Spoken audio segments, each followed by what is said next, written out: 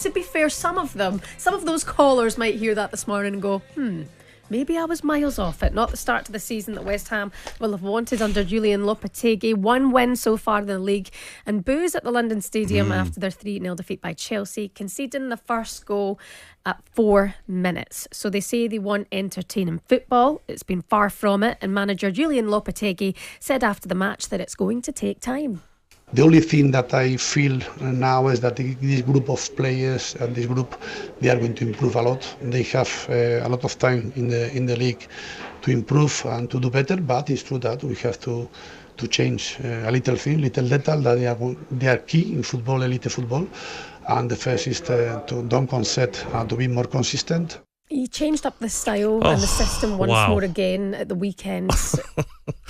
Honestly, the tactics were incredible. You've got 2 centre-backs. You put a midfielder, Alvarez, in between them, some sort of man-mark Jackson, and he can't run.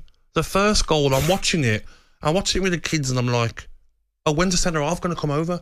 Do you know what I mean? Like, when's the centre-half going to come over and cover Alvarez, who's running like he's got Timberlands on, like he couldn't get back? And that was the story of the whole game. Like, strange tactics. If you're gonna try and man mark a striker with pace, you gotta have a quick player doing it, not someone that can't run. They spent a lot of money, but I wonder if they spent the money in the right places. Because I looked at them exactly like you, Gabby. Defensively, they are totally paceless, and despite all the recruitment, they've still got Mavropanos playing, you know, in the centre of the defence there. I mean, look, I think we should say, by the way, it's been a tough start at home for them. You know, we've had Manchester City and Villa and Chelsea. Yes. Chelsea, by the way, were absolutely brilliant for most of that game. So a lot of money spent. The honeymoon's over, isn't it? And what I didn't get, talk about tactics, was Crescencio Somerville, who was one of their most dangerous players, taken off. And the West Ham fans, boy, they let the manager know what they thought about that, because it was inexplicable. And you mentioned the money spent as well, Jeff, and the recruitment. It's those players that they've brought in who were not seen an awful lot of. 25 million on Guilherme as well, who hasn't really been part of it. But in terms of giving him time, if you are trying to change the style and it's a bit of a transition period, surely he merits that time. But does he get it at West Ham? Well, it's early days. You've got to give him more time, haven't you? But, I mean, Brentford away next is not easy. You know, they've had derbies as well, which is always difficult. But I think what West Ham fans are not seeing, and what they would have wanted to see pretty early on, is some sort of style. Yeah. You know, and you can't really see what he's trying to achieve at the moment. That's a concern.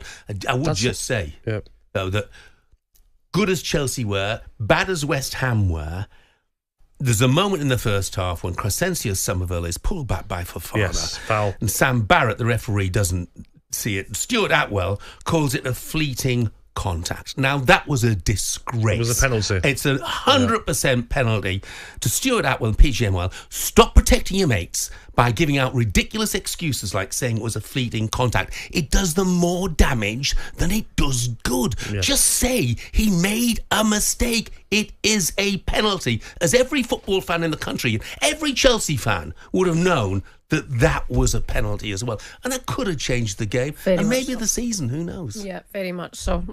OK, I wonder if West Ham fans will think that the grass isn't always greener, or are they way past the David Moyes? I think they'll be way past it, and some West Ham fans will be thinking, you know what, let's give him a bit of time. Like Jeff says, very tough home games they've had, but please don't complicate football managers. Don't put one of your slowest players on Nicholas Jackson, who's quick.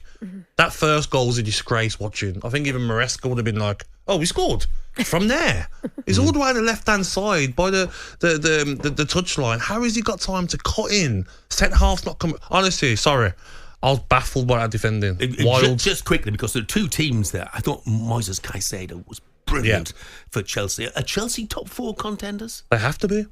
Wow. They should be with that squad of players, and they're playing very good football. Yep. Yeah, but we wouldn't have said that at the beginning of the season, would we? No.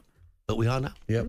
talkSPORT Breakfast, waking you up Monday to Friday morning from 6 a.m.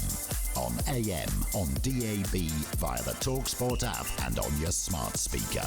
talkSPORT.